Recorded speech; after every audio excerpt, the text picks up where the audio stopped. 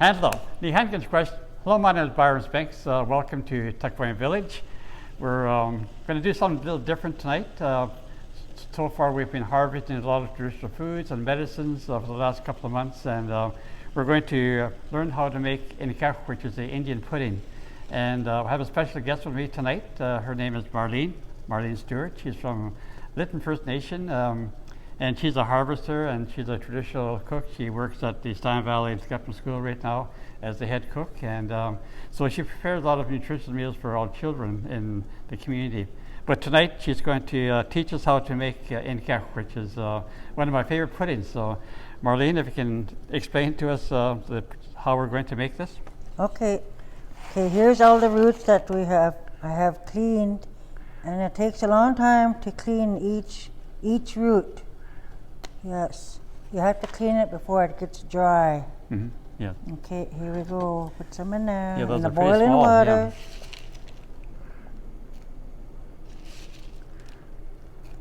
yeah. That should be. How long would it take for this to cook, Marlene? It will only takes like 15 to 20 minutes to soften the root. And here we also have some frozen Saskatoon berries, which you call Tuckkwiowhum. And we want to add it in at the same time to soften it up. Let that cook 15 minutes or so.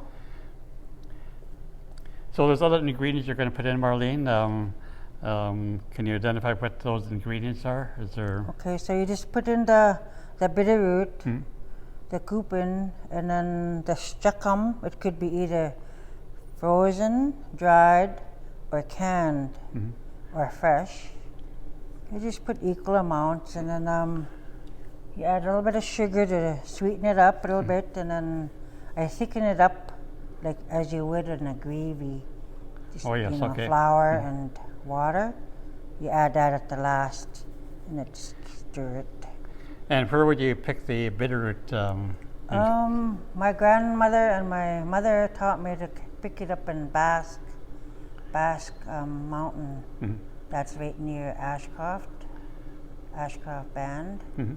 And yeah, we pick it when the blossoms of the chokecherries are in bloom, which is in mid-May. But you can pick it earlier if you like the smaller ones. But then there's a flower too. It's a nice pink flower, and that's when you really know that it's really ready. Yeah, it's in full bloom. So the climate up in Ashcroft is dry, is it? Yes. And I see there's a lot of sagebrush in that area also. You find them close to the sagebrush? Yeah, they're under the sage bushes. They're in the open. Yeah, right in the open field. So in Tuckkwiowhum, the bitterroot, so that's the only place in our nation where we can pick it. Is that right? Is there any other place in? No, I haven't heard. No, I haven't heard. Just I've always gone to Basque. Okay, myself. So it's a rare type of food, and yes. So a lot of our people trade bitterroots for other items that the people in the Ashcroft area may need, but our people migrate to Ashcroft area quite regularly in the season rounds, and so it's really good to know that. So we're waiting for this to boil here, and it's coming along really good, and I see a lot of color coming towards it, and so as you add the other ingredients, it'll start to thicken up and yes, it'll thicken up, and it'll be so good. Maybe you can explain just the cleaning part, and the cleaning, some of the other uses we have for bitterroot. Yeah, see the bitterroot is covered in a skin, so it's very hard to clean because you don't want to be just going yank because you'll destroy all the roots because they're so fragile. They're very, very fine. Yeah, they're fine, and some of them are thick just at the top of it, but it gets smaller, like these little ones. Well, that's pretty fine. Yeah, that's real fine. Some of them are joined together too. And in some of the plants, there's some red stuff inside the and the ancestors said that their hearts, Mm-hmm. and they use it for medicine when the people get sick. Mm-hmm. They just boil it and then they let it steep for a few minutes and then they drink it. So I've heard that our elders say that when there's red in the medicine, that's good for the blood and good for the heart. Yes. That's right. Yeah, that's what I heard too, that they have, Mm-hmm. if people have heart conditions. So it must have taken quite a while to pick this amount of bitterroot and to dry it. How long does it take to dry out the root? Oh, it doesn't take that long because I usually just clean it and then I put it on a nice drying rack and then I have 2 fans on it. So probably 2 days Oh, that's pretty to good. be sure that it's fully dried. Yeah, and then you store it in a nice bag or a can or a jar to keep everything out, you know, keep it clean. Yes. Yes. So this is a treat for me because when I was younger, my grandmother used to make this all the time as a special treat for the family, and I've never really learned how to make MECE'KW, and we've always treated it as a delicacy as a family and have it on special occasions. And I found that many people like it over Indian ice cream per se because of the sweetness, and it's like a real pudding. And I can't wait to see the end pudding as we prepare it here. So this is going to take about 15 minutes to soften up the roots and the berries to blend in. Yes. And, Should be 10 more minutes. Yeah, This I- one here is more roots, more gupen, and then some of them have the heart in it. See, as you can see, oh yes, okay. it's red. The heart they call the heart, and the fishermen or the hunters, when they get tired, they can just eat it. Mhm. Or my son, when he goes tree planting, he'll just stick it in his pocket and Mhm. eat it, so they won't get too tired. Mhm. It's full of vitamins. Mhm. Well, it's very medicinal too. That looks good. Mhm. It's real bitter though, but yep, cleans out your blood. Seemed like the seasons have been very different this year, and I found that with the early frost we had this season, a lot of our fruits and vegetables and our berries, our roots are not fully grown, and they're coming late and being ripened early, I guess I can say. So you have to be very quick in some of the seasons. And But when the Tuckkwiowhum that's a Saskatoon berry, when they're ripe, end of June, then we just go fill up all the pails. You can can it. Doesn't take long to can, just like cherries. so we have lots of Tuckkwiowhum or Saskatoons in the Tuckkwiowhum area, as well as right up to Lytton and all parts of our nation. So it's a fruit that is abundant in our territory, and we're very grateful for that source of food for our people. A lot of elders. And there's a couple of varieties too.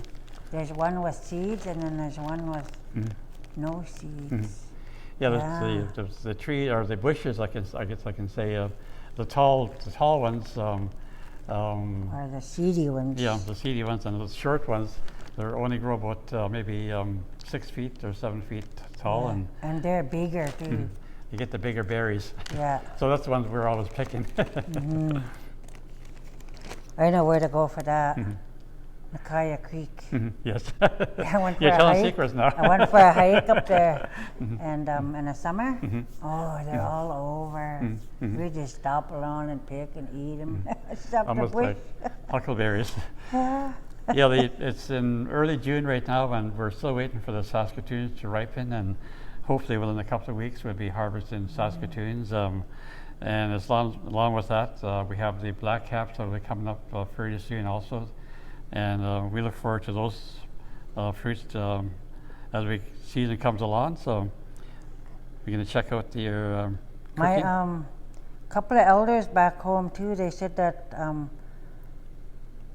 they'd add fish eggs in here. Oh yes. Yeah, yes, fish eggs. I haven't tried it, but Mm. that's what, fish eggs are really good.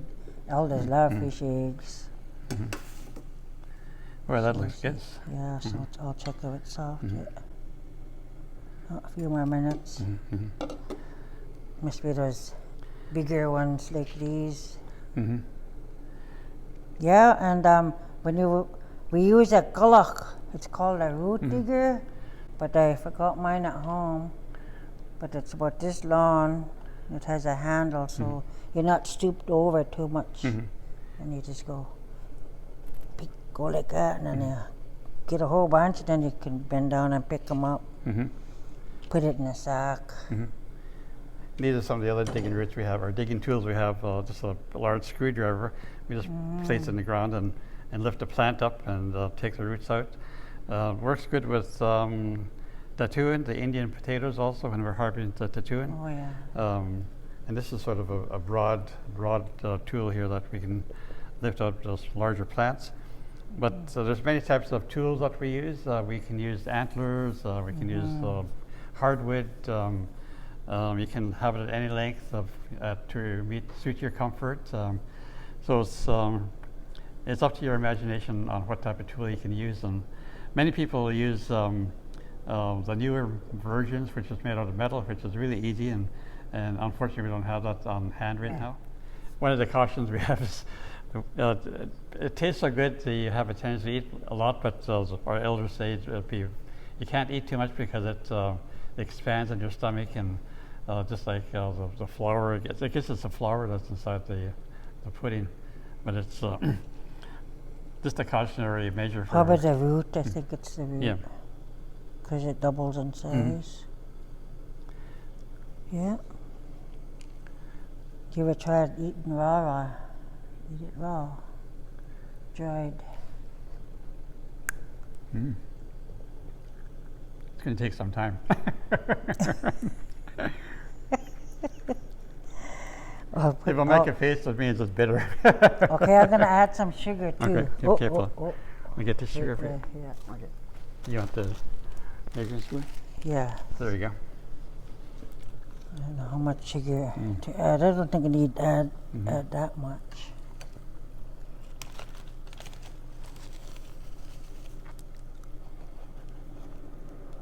I just usually taste it. Yeah, it's looking very good. There's a lot of color to it. Yeah. From the Let's Saskatoon. stick 'em, eh? Look at that.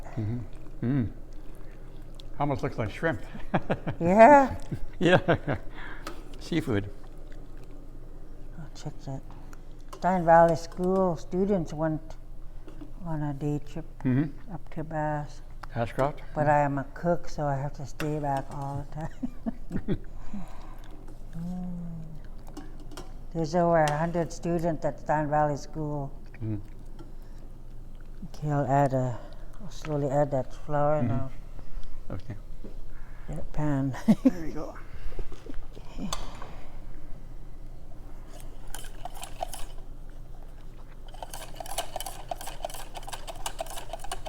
So this will thicken it up and make it into a pudding? Yeah, just add the flour with water. And I just go like this. Usually I have a screen.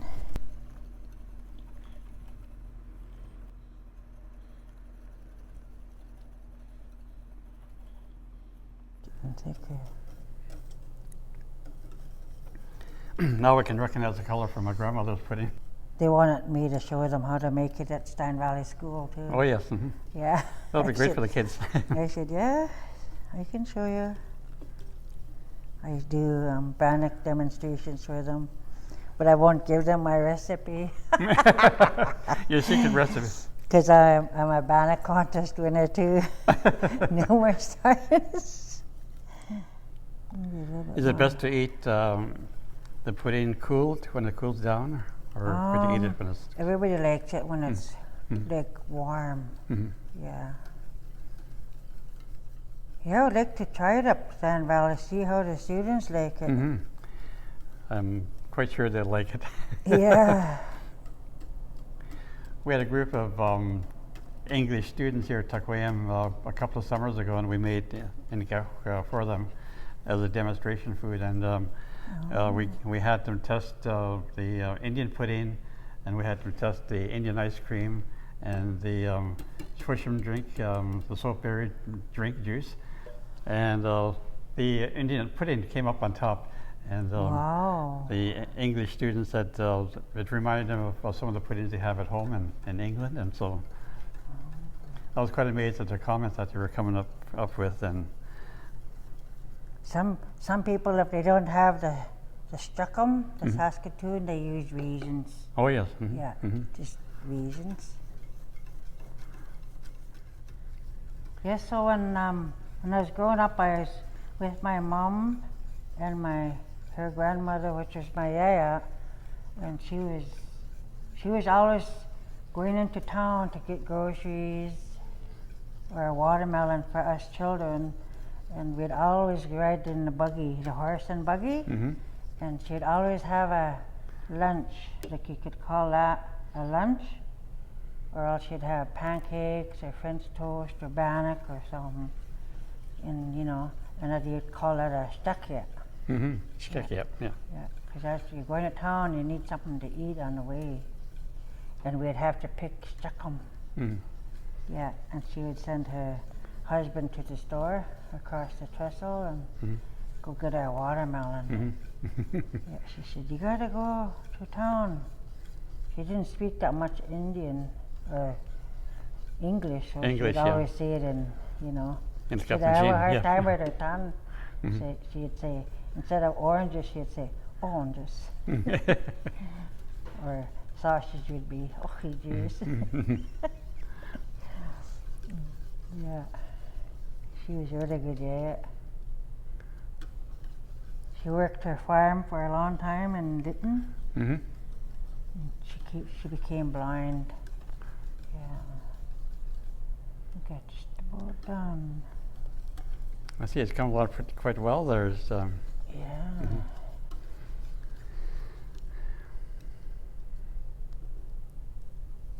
Yeah, it's looking good. Just gonna sample it, I guess. I guess Byron. so. I guess. There's a little cup in it. I have a spoon over there. I can. Yeah. Oh no, I'm getting it. Top tablecloth all dirty. I'm trying to. See, it's got enough sugar.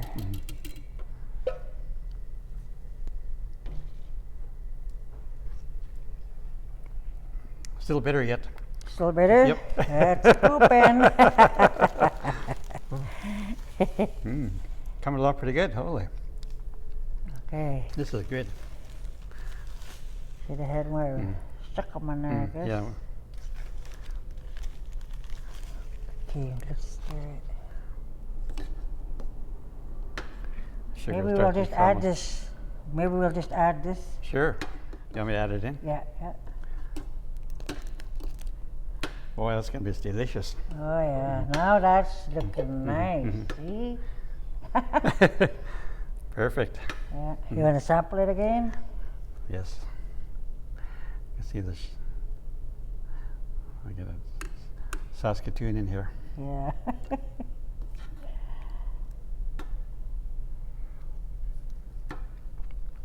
Good. Getting better. It's not bitter, it's better.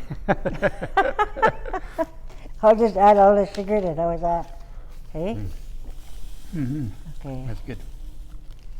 Do you find as it sits, does it get thicker as it sits longer when it cools down? Oh yeah, I'm pretty sure it will. Yeah. Okay, just like a gravy, I guess. Yeah. And that's done.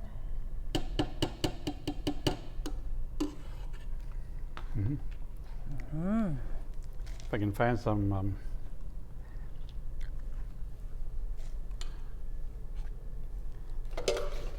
I got a bit of bitterroot here. I'm going to try that with the bitterroot here.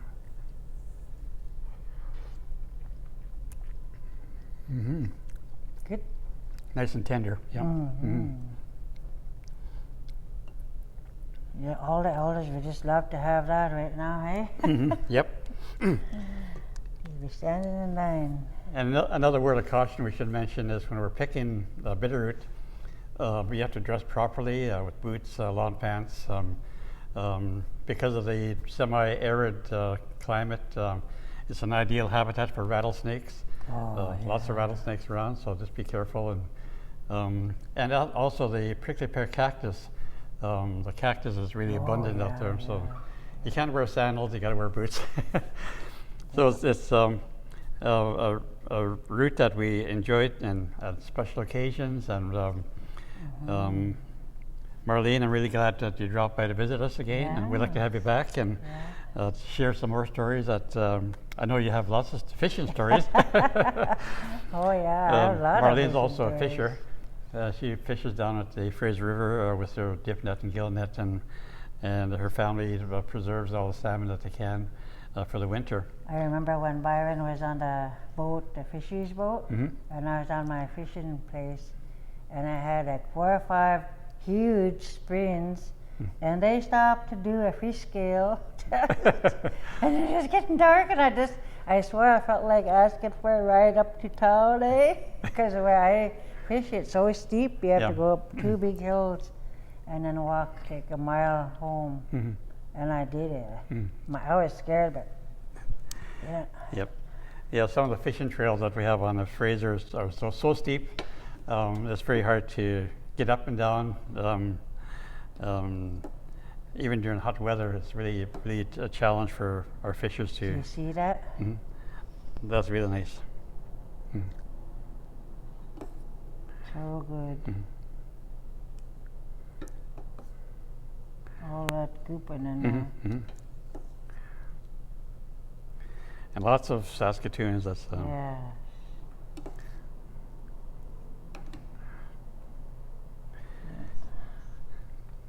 So as you can see, we have many stories to share with you at Tuckkwiowhum Village. We hope to have a workshop on making Indian pudding sometime in the future, and have Marlene back to teach us to make Intkupin, and I mean MITC'KW. The big one. Look at that big one. Yeah. I can't wait to have some later. Yeah. But the bitterroot becomes so tender and it's tasty with the mixture of the sweetness from the sugar and the berries and the flour mixed in it. Just an ideal dessert to close off a good meal of barbecued salmon or wild game. Oh, yeah. A moose roast. I have a son-in-law who is a hunter, Yeah, he eats lots of moose meat, deer meat. All my sons go fishing.